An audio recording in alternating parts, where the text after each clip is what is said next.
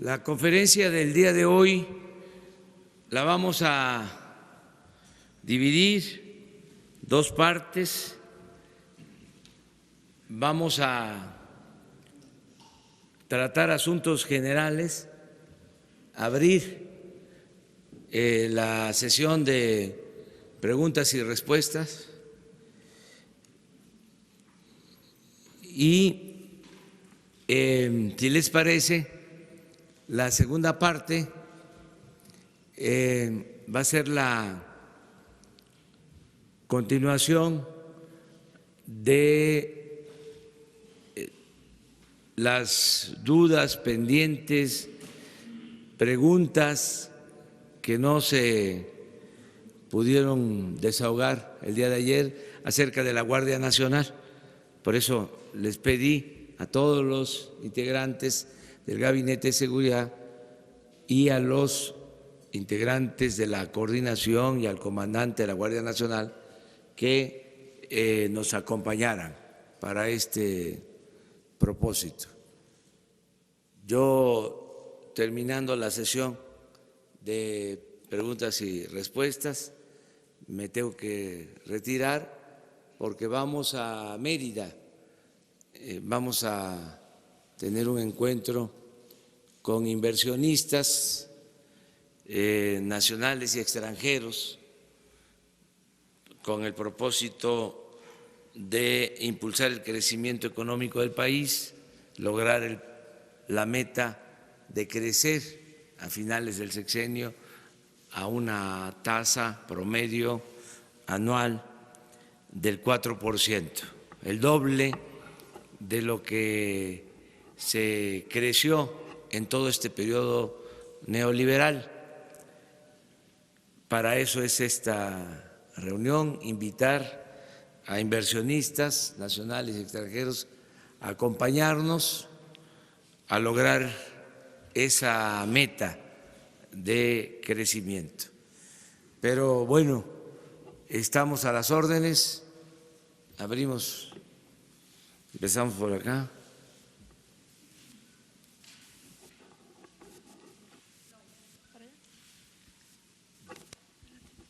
Sí, buenos días, señor presidente. Demián Duarte, de Pasión por los Negocios, Política y Rock and Roll Radio y Proyecto Puente de Sonora. Primero que nada, buenos días, un gusto saludarle de nueva cuenta. Yo tengo una pregunta en especial. La semana pasada vine y le pregunté en particular sobre el fondo minero. En Sonora, como le platiqué en aquella ocasión, es un tema muy importante. Bueno, derivado de la pregunta que me respondió la semana pasada, ha empezado a surgir gran polémica alrededor de la utilización del famoso fondo. Incluso hay acusaciones y señalamientos ya por corrupción. E incluso me traje yo ayer y le entregué a su personal un estudio que preparó la Universidad de Sonora, académicos de la Universidad de Sonora, al respecto del fondo minero, en donde se habla de que, bueno, en los primeros 4 años hubo 11.200 millones de pesos derivados de la recaudación y que, bueno, hay mucha opacidad, hay muchas situaciones relacionadas con la utilización. Esa pregunta que le quiero hacer es si habrá espacio de parte de Presidencia para que se audite y se investigue en qué quedó el famoso fondo minero. Esa sería mi primera pregunta, presidente. Sí, claro, tenemos que entregar un informe de cómo se ha manejado el fondo minero en los 4 años en que se han transferido recursos a estados y municipios, si llegaron los recursos, si se invirtieron en lo que se contempló originalmente, si no se desviaron a otros fines. Se tiene que hacer esa investigación. Yo ya le pedí a la secretaria de Economía, Graciela Márquez, que haga este diagnóstico, porque es también la respuesta al por qué estamos nosotros queriendo entregar los fondos, el dinero, de manera directa a los beneficiarios. Lo he dicho en otras ocasiones, lo repito ahora, estamos procurando que no haya intermediarios, porque no llega el apoyo a la gente. Eso me lo recomiendan los mismos ciudadanos, la misma gente. Ya lo dije una vez y lo repito ahora. Me dicen, no nos mande el apoyo a través del gobierno o de las organizaciones sociales supuestamente independientes, que nos llegue el apoyo de manera directa. Y eso es lo que estamos haciendo. Por eso hay alguna inconformidad, porque se entregaban apoyos hasta políticos, recibían apoyo para fundaciones,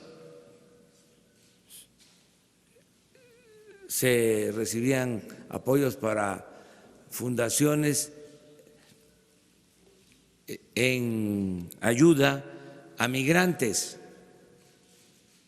cientos, miles de millones de pesos, y no llegaba el apoyo a los migrantes. Entonces, por eso es el cambio de política. El gobierno no debe de incumplir con su responsabilidad social. ¿Por qué entregar el dinero a organizaciones de la llamada sociedad civil o a organizaciones independientes del campo, del movimiento urbano o del movimiento laboral? ¿Por qué no el gobierno, si esa es su función, entrega de manera directa a los beneficiarios? Hay cosas que no se pueden hacer así, porque son complejas, pero nosotros estamos entregando los recursos a los municipios de usos y costumbres de Oaxaca, a las autoridades de Oaxaca, de manera directa, porque se decía que no tenían capacidad técnica los herederos de quienes construyeron Monte Albán, que son de los mejores trabajadores de la construcción del mundo, supuestamente no tenían capacidad técnica para hacer un camino, y el presupuesto se enviaba al gobierno, a un organismo, y nunca se hacía el camino, se robaban el dinero. Ahora se está entregando el dinero para la construcción de los caminos a los gobiernos municipales de usos y costumbres de Oaxaca. Entregamos para construir 50 caminos, que tiene además la ventaja de que se da trabajo, se hacen bien los caminos de concreto y queda el dinero en las comunidades. No se entrega a contratistas vinculados con políticos que se roban el presupuesto. Entonces, es lo mismo para el caso de la minería. ¿Qué estamos proponiendo? Que se entregue a los que viven en las zonas mineras de manera directa lo que les corresponde vía un crédito sin intereses, lo que llamamos tandas para el bienestar, para que la gente pueda utilizar ese apoyo, comprar mercancías si son comerciantes, si son artesanos, comprar equipos, herramientas, pero entregarlo de manera directa y que se haga un fondo revolvente. Entonces sí vamos a hacer la investigación y vamos a explicar esto al Poder Judicial, porque hay una controversia. Hay autoridades que quieren que se siga entregando el dinero de la misma forma. Entonces vamos a demostrar de que hubo opacidad, que es lo menos que se puede decir, y en algunos casos corrupción, y que ya no queremos que eso siga sucediendo. Sí, cómo no, es que el problema es que se para uno en comunidades mineras en Sonora y las obras no se ven por ningún lado y son cientos de millones de pesos los que se supone que se invirtieron. Señor presidente, le quiero hacer otra pregunta que es también muy importante para nosotros. Falta poco menos de mes y medio, o quizás poco más de mes y medio, para que se cumplan 10 años de la tragedia en la guardería ABC. En particular, sabemos que usted ha sido muy sensible en ese tema, que en la campaña comprometió que habría justicia para los padres y para los niños fallecidos, además en esta situación, que fueron 49, si usted recuerda. ¿Ha habido alguna queja, algún señalamiento de parte de los padres de familia de que no se les está atendiendo, no en el IMSS, que eso ya se corrigió, sino de parte de la Fiscalía General de la República? Saber, bueno, si hay algún compromiso de parte de Presidencia de la República de darle seguimiento a este tema ahora que viene esta fecha tan sensible de los primeros 10 años de que ocurrió esto, que bueno, en Sonora ha dejado una enorme cicatriz que no se ha podido sanar, señor presidente. Muchas gracias. Sí, el tema lo tiene en efecto la Fiscalía General, que como sabemos es autónoma a partir de esta nueva administración. Sin embargo, en la Secretaría de Gobernación, que ahora en los hechos se convierte en la Secretaría de la Defensa de los Derechos Humanos. Ahí se están atendiendo estos temas. Yo le voy a pedir a Alejandro Encinas de que él atienda esta petición y ayude a los padres de los niños a saber el estado en que se encuentra la investigación y pedir que se acelere, que se procure resolver pronto. Si hay elementos, si no se ha resuelto, si está detenida la investigación, más si no se está haciendo justicia por influyentismo o por cualquier otra práctica de ese tipo. Entonces, ahora mismo lo vamos a ver con Alejandro Encinas.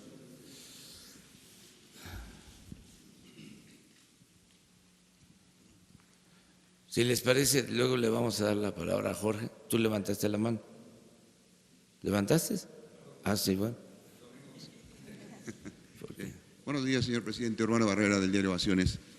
Quiero preguntarle, ya entramos al quinto mes de su gobierno y no se le ha pagado a los proveedores de Pemex. Esas empresas están atravesando por serios problemas y están a un paso de empezar con los despidos hacia los trabajadores. Si bien sabemos que es un problema heredado por las anteriores administraciones, la pregunta es, ¿tiene usted ya una fecha o hay una programación para que se empiecen a liberar los pagos a los proveedores que ya cumplieron con las obras a satisfacción de la empresa, de la paraestatal, que ya está todo, pero que no han recibido eso y que están muy preocupados? Han estado haciendo manifestaciones fuera de algunas plantas. ¿Qué le podría decir, señor presidente? Pues que se les tiene que pagar de inmediato, ahora mismo que estás haciendo este planteamiento. Estoy seguro que los directivos de Pemex van a atender esta demanda. No tengo yo información de adeudos pendientes. Hay litigios, hay pagos pendientes porque no se hicieron las obras, porque hubo corrupción, eso sí está detenido, pero si está al corriente el contrato, si se cumplió, sea un contrato de construcción de obra o de adquisiciones, se debe de pagar. Y Pemex tiene recursos suficientes. Pemex tiene fortaleza económica, financiera, muy contrario de lo que piensan nuestros adversarios. estaba yo viendo ayer un reportaje en donde cuestionan sobre la fortaleza de Pemex y ponen un cuerpo humano, un esqueleto y un corazón maltratado, ¿no? Así ponen a Pemex. Es una empresa fuerte que se va a limpiar de corrupción, ya se está limpiando de corrupción y afortunadamente logramos que no la destruyeran por entero. Y es tan fuerte que ha resistido todo, y más ahora que se le va a proteger, porque para nosotros Pemex es una empresa de la nación, el petróleo es del pueblo, ni siquiera es del Estado, y mucho menos del gobierno. Entonces, Pemex es una empresa muy fuerte y tiene los recursos, no hay falta de recursos económicos en Pemex. Tan es así que hasta hace poco, hasta hace unos días, no sé cuál es la situación ahora, pero pude informar en los primeros 3 meses, en los 100 días, de que por primera vez en mucho tiempo Pemex no había solicitado deuda, como siempre se hacía. O sea, tiene solvencia económica suficiente. Entonces es cosa de ver por qué no se le paga a los proveedores. Y la segunda pregunta, señor presidente. En las pasadas jornadas nacionales de vacunación antirrábica se lanzaron licitaciones y las vacunas costaron 28 millones de pesos, 5 millones más que en la adquisición anterior. No te escuché, perdón. Sí, le decía que en la pasada jornada nacional de vacunación antirrábica se lanzó una licitación y el paquete de las vacunas costó 28 millones de pesos. 5 millones más que la anterior. Si bien hubo un cambio de las empresas, se adquirieron las vacunas más caras. Entonces la pregunta es, ¿no sería bueno revisar cómo se está licitando para que no se esté gastando más, para que no vaya a haber por ahí mano negra? Sí. Y que estén comprando más caro por romper las viejas costumbres? Vamos a explicar eso. La licitación es la 3000-1122-003-19. Le voy a pedir a la oficial mayor de Hacienda, a Raquel Buenrostro, que nos informe sobre esto. Muy bien, señor. Y el lunes te informamos, Perfecto, si señor. te parece. Hay algo muy cercano a lo que dices, o no está equivocado tu planteamiento en general. Hay que ver qué pasó con esta licitación, pero sí hay resistencia de los proveedores que tenían acaparadas las compras, que actuaban de manera monopólica y que ahora que se están haciendo licitaciones sin moche, sin corrupción, pues no están contentos, satisfechos, y hacen bloques para presentar precios más altos. Lo estamos viendo en el caso del papel para la construcción, para la edición de los libros de texto. Es un tema que estamos tratando, donde se están poniendo de acuerdo y quieren vender más caro el papel. No vamos a aceptar eso. si es necesario, se abre la compra a proveedores internacionales, pero se acabó la corrupción en obras y en adquisiciones. Era mucho el abuso. En lo de los medicamentos ya hablamos de cómo 3 empresas vendían el 65% de todas las medicinas que compraba el gobierno. 4,000 millones de dólares compraba el gobierno de medicinas, o fue lo que compró el año pasado, y 3 empresas abastecían toda la medicina. Entonces, pues no están tranquilas, y no es un tema fácil. En Estados Unidos hubo muchas presiones cuando se trató de este tema, el tema de los medicamentos. Nosotros somos libres y tenemos que acabar con la corrupción y comprar los medicamentos al precio justo, porque calculamos que el presupuesto que se tiene para la compra de medicamentos, si se utiliza bien, nos va a alcanzar para entregar los medicamentos gratuitos a quienes no tienen seguridad social. Ese es el plan. El mismo presupuesto, sin corrupción, puede alcanzar para entregar todas las medicinas de manera gratuita a los que no son derechohabientes, a la población abierta, a la gente más pobre del país. Entonces, sí hay resistencias, como en todo, pero no van a poder, porque vamos a ir aplicando el libre mercado, porque es una paradoja. Hablaban del libre mercado,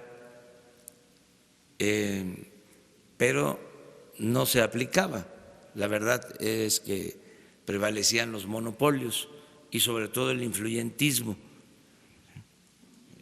la vinculación entre poder económico y poder político, que se alimentaban y se nutrían mutuamente.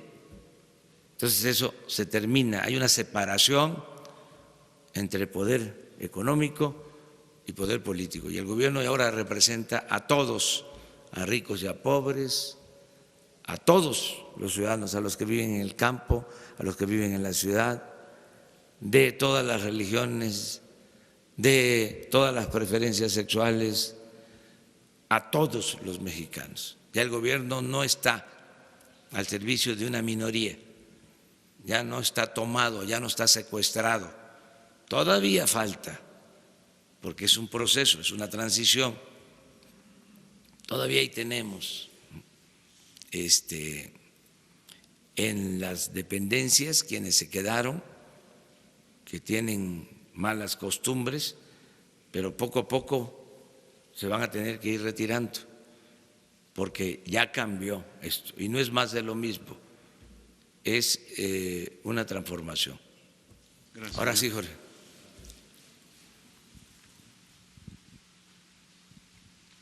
Señor presidente, muchas gracias. Antes que nada quería agradecerle la gestión que hizo su gobierno junto con el gobierno de los Estados Unidos para liberarnos después de que el dictador Nicolás Maduro nos detuviera en Venezuela.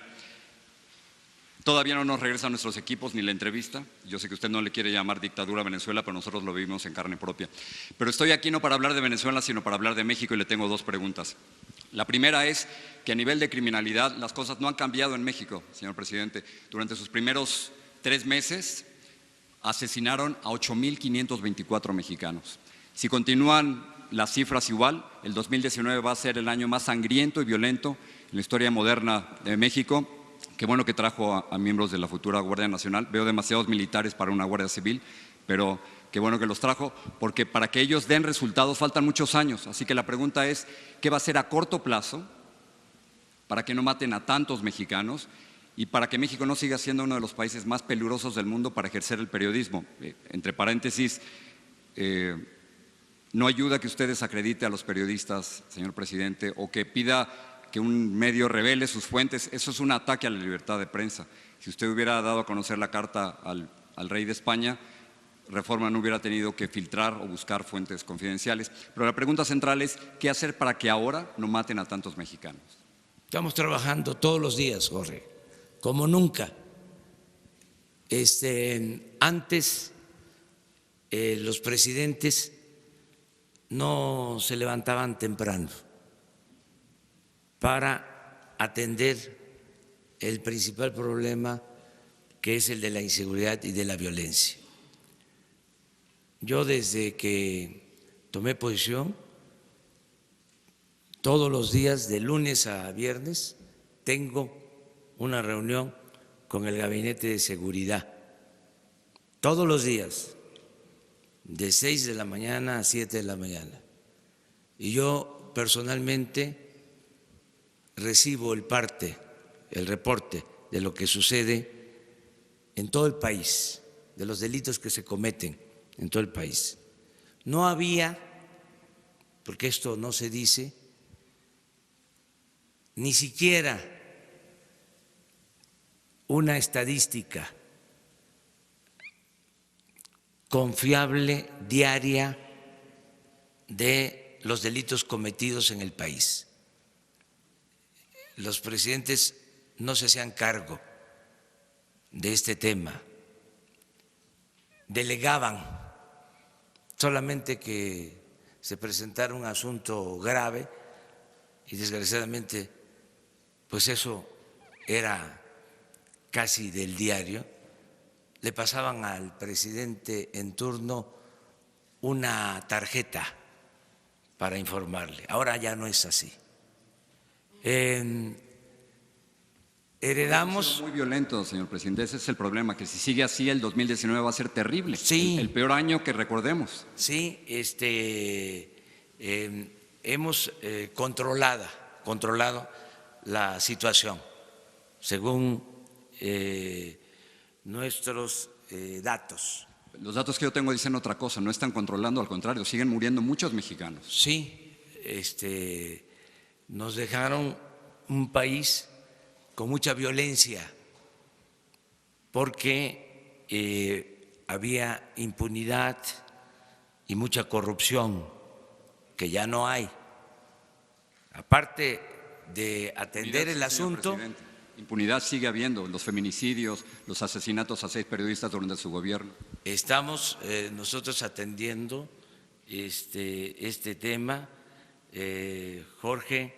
No había ni siquiera elementos para garantizar la seguridad pública, porque no podía el Ejército ni la Marina atender por ley, no estaban facultados para actuar en materia de seguridad pública. Vamos nosotros a resolver el problema. Ya no se está siguiendo la misma estrategia, una estrategia equivocada. Desde hace más de 10 años, 2 sexenios, se pensaba enfrentar la violencia con la violencia. Los gobiernos estaban dedicados a saquear, a robar y no representaban al pueblo. Se abandonó el campo, no se crearon empleos, se alentó la migración, se abandonó a los jóvenes, imperó la corrupción. Te voy a dar un dato. Creció la violencia al mismo tiempo que creció la corrupción. En el último reporte de Transparencia Internacional, México ocupó el lugar 136 en el mundo en corrupción. y con la política neoliberal que ya cancelamos, que ya no se va a aplicar porque fue una política de pillaje, de saqueo, apenas se creció en 36 años al 2% anual. México fue de los países con menos crecimiento económico. Y si no hay crecimiento económico, no hay empleos. Y si no hay empleos, no hay bienestar. Y si no hay bienestar, no puede haber paz y tranquilidad. Entonces, ¿qué hacían? Operativos, cárceles, queriendo enfrentar la violencia con la violencia. Ya esa política no se continúa. Ahora estamos atendiendo a la gente humilde, a la gente pobre, para que, sobre todo los jóvenes, no se vean obligados a tomar el camino de las conductas antisociales. Todo esto nos va a llevar algún tiempo, pero ya comenzó esta nueva política y esto tiene como complemento la perseverancia, la coordinación. Anteriormente la Marina actuaba por su cuenta, el Ejército hacía lo propio, la Policía Federal también, las policías estatales, las policías municipales. Ahora ya no, ahora hay coordinación. Ahora se aprobó una reforma constitucional. Pero no resultados, señor presidente. Claro que sí hay resultados. Las cifras indican que sigue aumentando el número de asesinatos, 8.524 en los 3 meses primeros. No han aumentado. No, claro que han aumentado, por No, supuesto que sí. Sí. Yo tengo otra información. ¿Son cifras de su propia Secretaría de Seguridad? Sí, pero yo te invito para que las revisemos. ¿Esas no son ciertas? ¿Las cifras de las su de Secretaría nosotros no son Seguridad? ciertas. No, le pregunto que si las cifras de su Secretaría de Seguridad no son ciertas. Dicen que murieron 8.524 mexicanos en los primeros 3 meses. Vamos viéndolas. Yo no te voy a decir, porque no me gusta decir mentiras. A ver, ¿por qué no pones la gráfica del promedio diario? Sí, pero no es cuestión de promedio diario, es cuestión de cuántos mexicanos han muerto durante los primeros 3 meses. No. Y yo traigo mis fuentes aquí. En dos sexenios,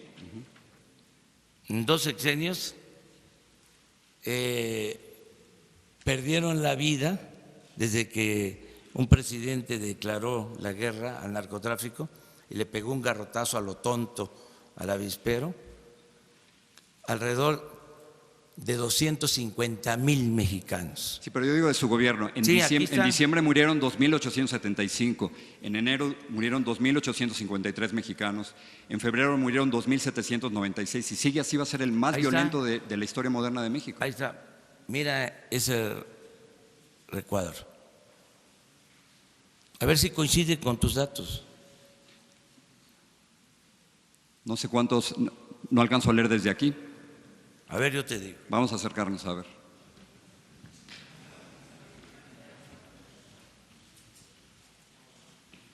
Promedio diario. Es que no lo oyen aquí. Promedio diario. 79. 79. Diciembre.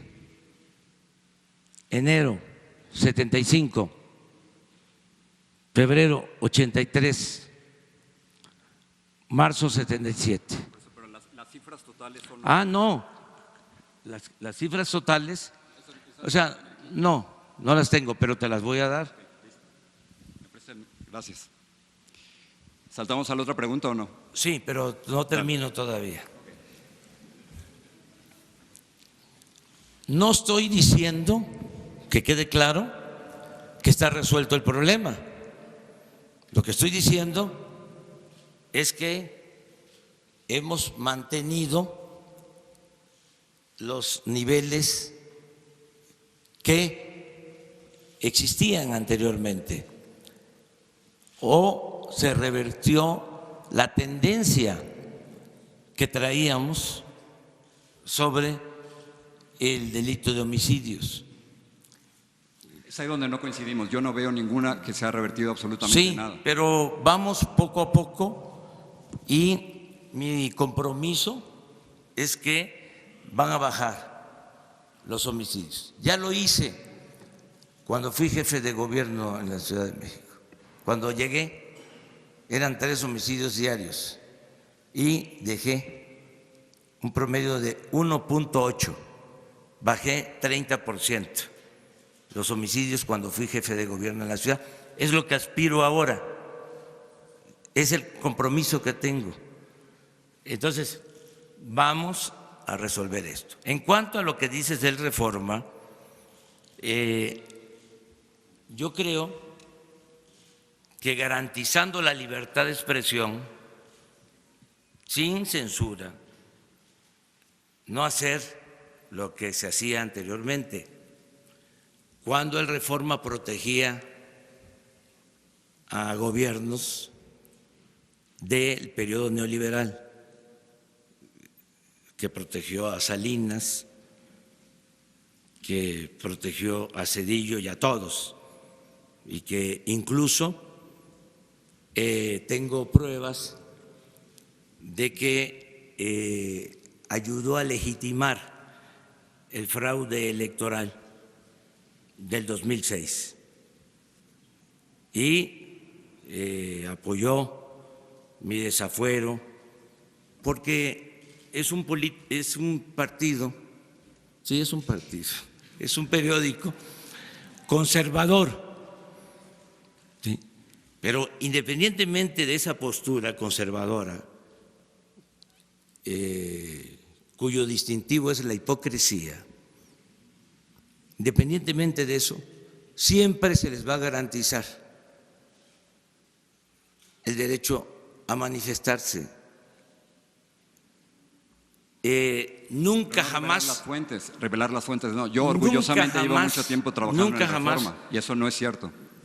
Vamos nosotros a atentar en contra del periodismo. No va a pasar lo que sucedió, y ellos no dijeron absolutamente nada, cuando un gobierno de derecha conservador expulsó a José Gutiérrez Vivó, lo desterró,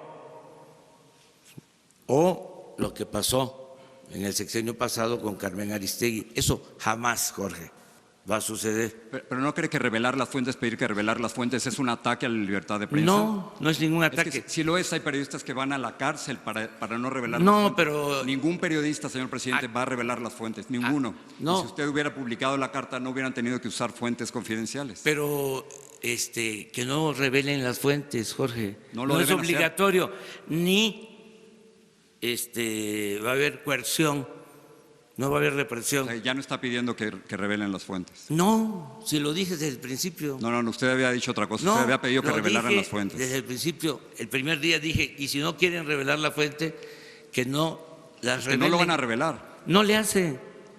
Pero ninguno de nosotros las va a revelar. No. ¿Sabes por qué lo dije?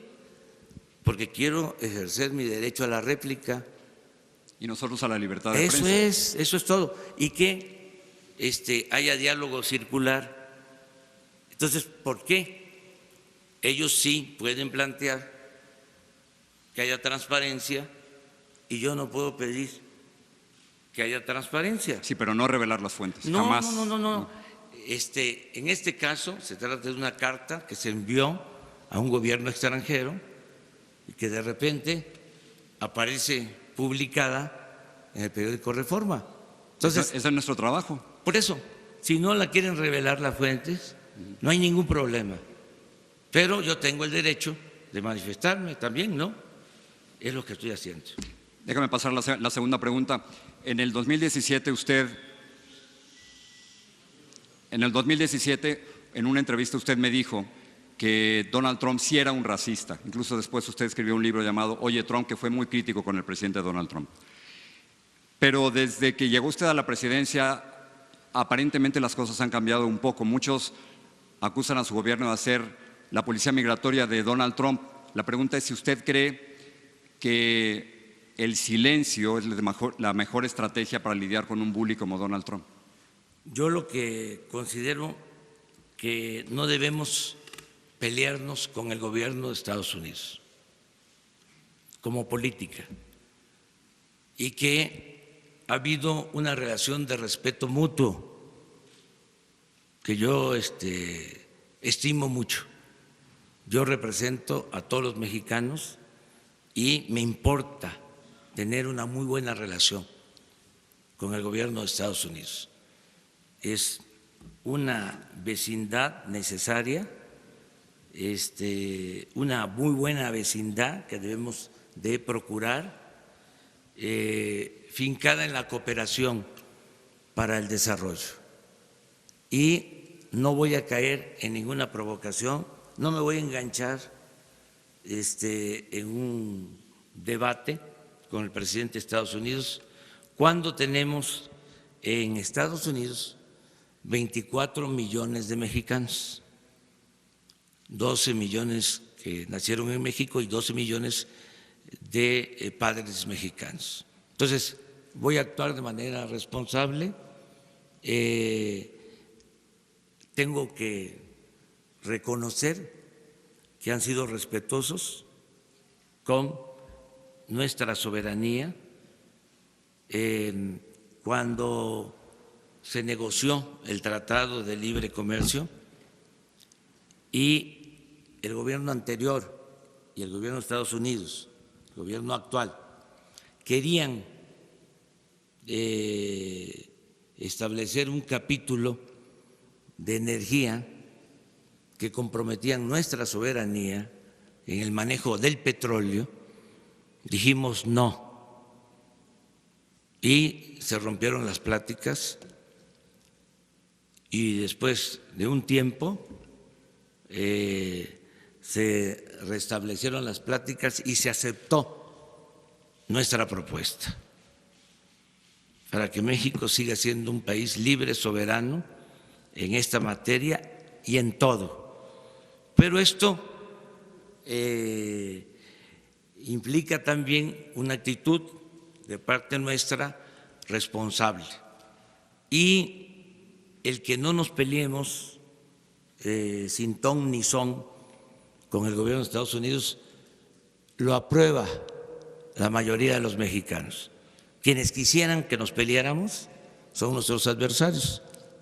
Acabo de estar hace poco en Poza Rica, Veracruz, y en un mitin pregunté a la gente, ¿quieren que le conteste al presidente Donald Trump o que actuemos con prudencia? Por unanimidad, habían como 3,000, como 5,000 personas, todos levantaron la mano para decir prudencia. Y esos son mis asesores.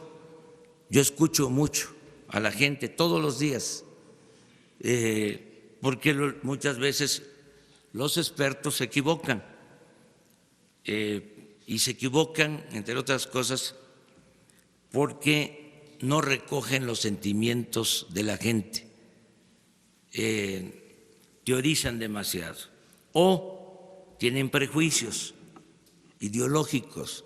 Lo que hay en el fondo, Jorge, en México y en otras partes, que además no debe por qué considerarse un defecto o algo que afecte a la vida pública, lo que hay en el fondo es que son posturas distintas.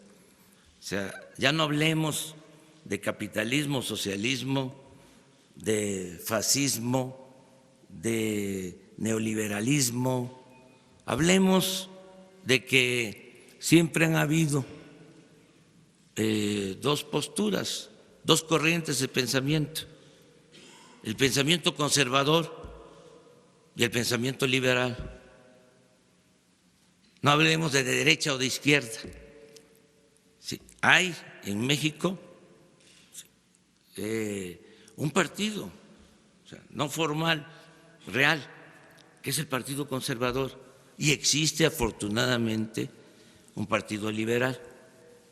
Entonces, los del Reforma y otros grupos, con todo su derecho, pertenecen al Partido Conservador.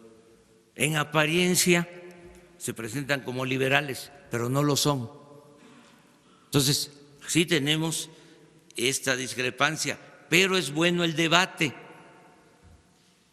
la pluralidad, el que podamos ventilar estas cosas. Esto es la democracia.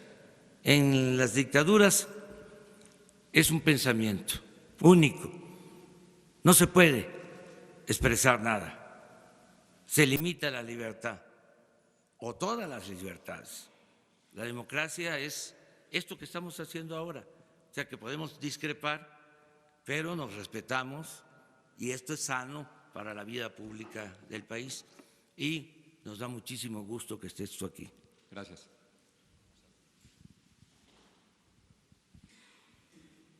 Los dos.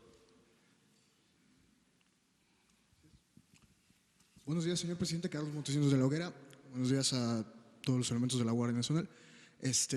Ayer la diputada Dulce María Sauri presentó una iniciativa para reformar el catálogo de delitos por los que se puede investigar y enjuiciar al presidente y a los legisladores, incluyendo la intervención en la Administración de Justicia y faltas morales al Código Civil. Esto porque asegura, y esto nos lo comentó después en una entrevista a nosotros, que las mañaneras se han convertido en una especie de tribunal mediático de la Inquisición. ¿La qué?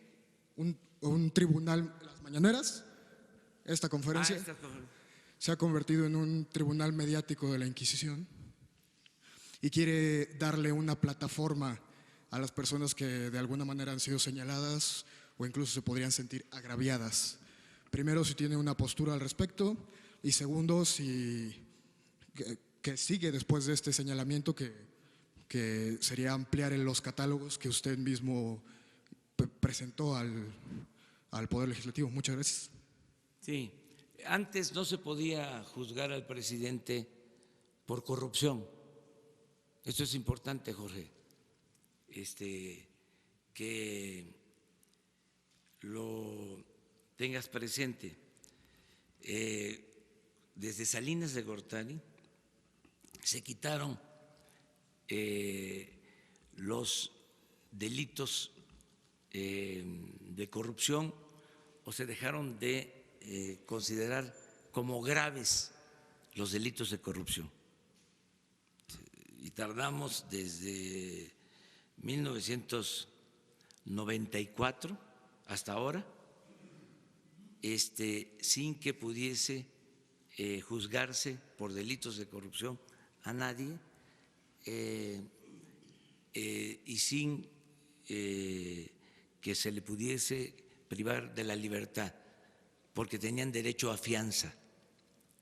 Imagínate, estamos hablando de más de 20 años. ¿Cuánto se simuló?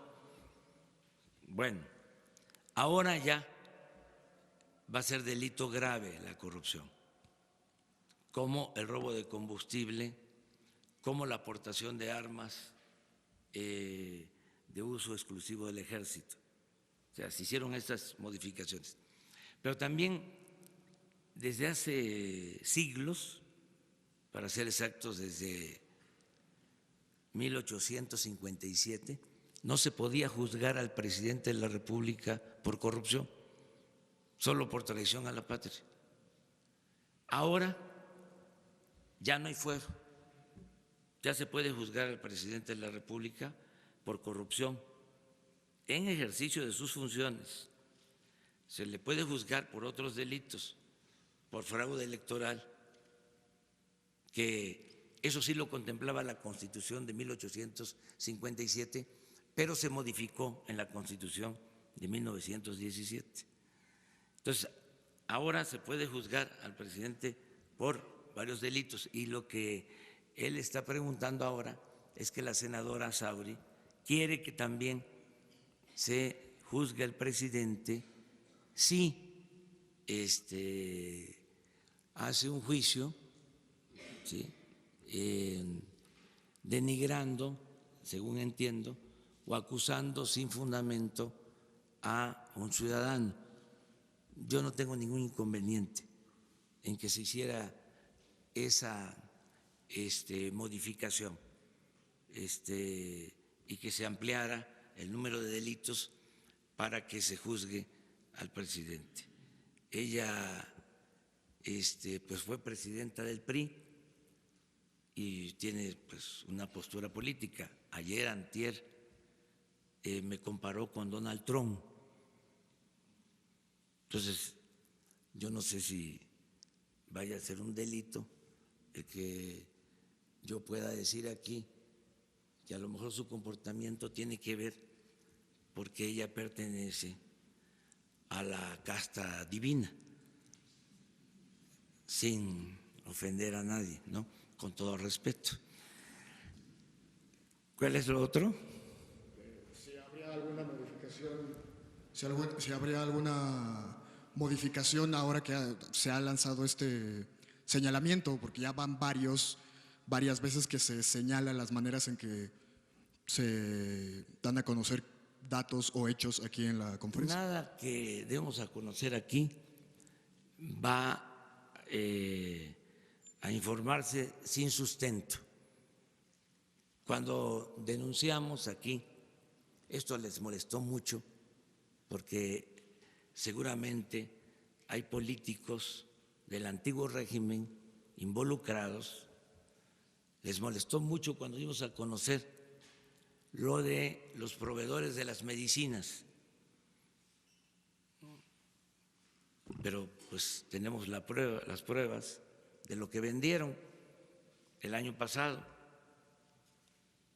No mentimos y nunca vamos a decir algo que no tengamos pruebas. Les diría yo que hasta nos moderamos. Hay columnistas que cobraban por servicios y tenemos las pruebas y no las damos a conocer, porque eso sí tiene un límite. O sea, eso es la humillación, eso es denigrar, y tampoco hemos usado nunca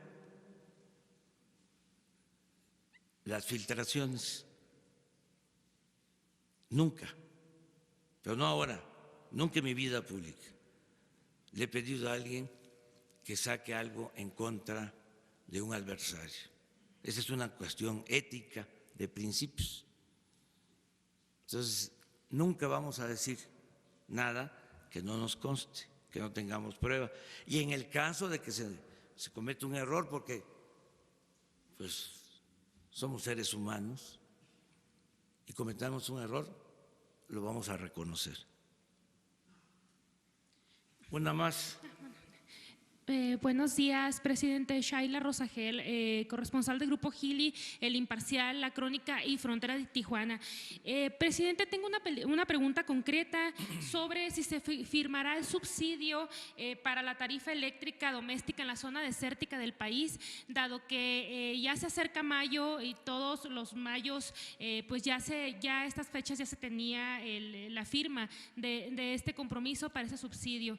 Nos gustaría saber si se va a firmar pronto. Sí, aprovecho para reafirmar, no aumentan los precios de los combustibles en términos reales, no aumenta el precio de las gasolinas, no aumenta el precio del gas, no aumenta el precio de la luz, es el compromiso. El lunes tenemos que dar a conocer el quién es quién en los precios de las gasolinas. No crean que esto lo informo para que ustedes lo sepan o solo para que se entere la gente, sino para que aquí también los encargados trabajen en eso y no fallemos, que el lunes sin falta hay que hablar con Arturo Herrera, subsecretario de Hacienda, venga aquí y el director de Pemex y se den a conocer.